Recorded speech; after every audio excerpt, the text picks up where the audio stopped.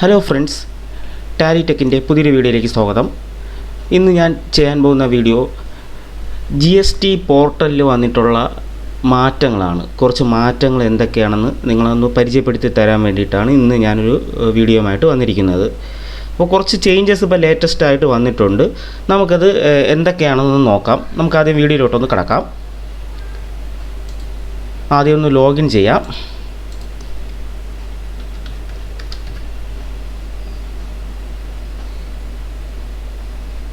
Just minute. Okay, നമ്മൾ സാധാരണ login ചെയ്യുമ്പോഴത്തേക്കും മുമ്പ് നമുക്കിവിടെ ഇങ്ങനൊരു ഓപ്ഷനൊന്നും വന്നിട്ടില്ല. എന്ന് പറഞ്ഞാൽ ഈ ലാസ്റ്റ് റിട്ടേൺ പീരീഡ്സിൻ്റെ ഓപ്ഷനൊന്നും നേരത്തെ നമ്മൾ മുമ്പ് ചെയ്തുകൊണ്ടിരുന്നപ്പോൾ അങ്ങനെയൊന്നും വന്നിട്ടില്ല. ഇപ്പോൾ അവർ പുതുതായിട്ട് കൊണ്ടുവന്ന ഓപ്ഷൻസാണ്. എന്ന് പറഞ്ഞാൽ ഈ ഫിനാൻഷ്യൽ ഇയർ തൊട്ട് കൊണ്ടുവന്ന ഓപ്ഷൻസാണ്. ലാസ്റ്റ് നമ്മുടെ റിട്ടേൺ കലണ്ടർ നമുക്കിവിടെ കാണാൻ പറ്റും. അപ്പോൾ അതൊരു വലിയ മാറ്റമാണ്. നമുക്ക് ഇപ്പോൾ ഏതൊക്കെ മാസം നമ്മൾ ഫയൽ ചെയ്തിട്ടുണ്ട്, ഫയൽ ചെയ്തിട്ടില്ല എന്നുള്ളത് അവർ ഇവിടെ കാണിച്ചു തരും.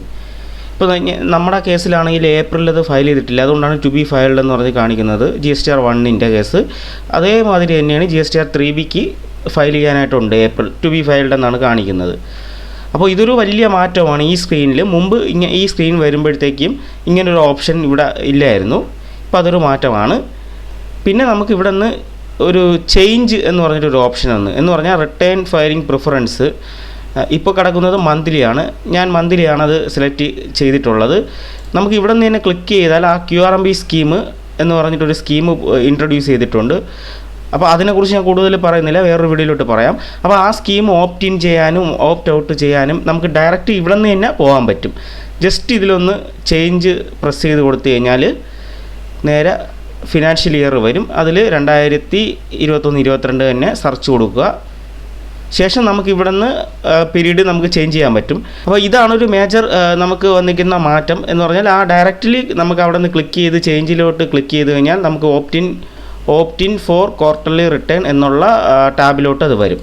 ഓക്കെ, ഇനി നമുക്ക് റിട്ടേണിൽ എന്ത് മാറ്റം വന്നിട്ടുണ്ടെന്ന് നോക്കാം. റിട്ടേൺ ടാബിനകത്ത് എന്ത് മാറ്റം വന്നിട്ടുണ്ടെന്ന് നോക്കാം. ഞാനിപ്പോൾ റിട്ടേണിൽ ഡാഷ്ബോർഡിൽ പോവുകയാണ് ആണത്.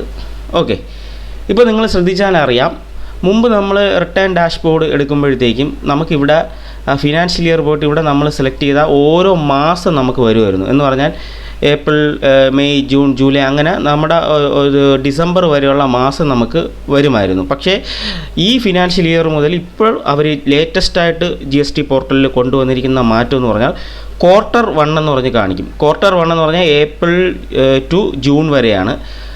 അത് ക്വാർട്ടർ നമുക്കിവിടെ സെലക്ട് ചെയ്തിട്ട് ഇവിടെ ഇപ്പുറത്ത് പീരീഡ് എന്ന് പറയുന്ന സ്ഥലത്ത് നമുക്ക് ഏപ്രിലാണോ മെയ് ആണോ ജൂൺ അത് സെലക്ട് ചെയ്യും. ഇപ്പോൾ ജൂൺ മാസം ആയിട്ടില്ലാത്തത് കൊണ്ട് അതിവിടെ വരത്തില്ല. ഓക്കെ, അപ്പോൾ നമുക്ക് ഇതൊരു മെയിൻ മാറ്റമാണ്. നമുക്ക് സെലക്ട് ചെയ്യാം. അപ്പോൾ ഇതിനകത്ത് ഞാൻ ഏപ്രിൽ സെലക്ട് ചെയ്താൽ എനിക്ക് ഏപ്രിൽ മാസത്തിലോട്ട് പോകാൻ പറ്റും. ഏപ്രിൽ മാസത്തിലെ 1, 2A, 2B പിന്നെ അതുപോലെ GSTR 3B അത് നമുക്കിവിടെ കാണാൻ പറ്റും.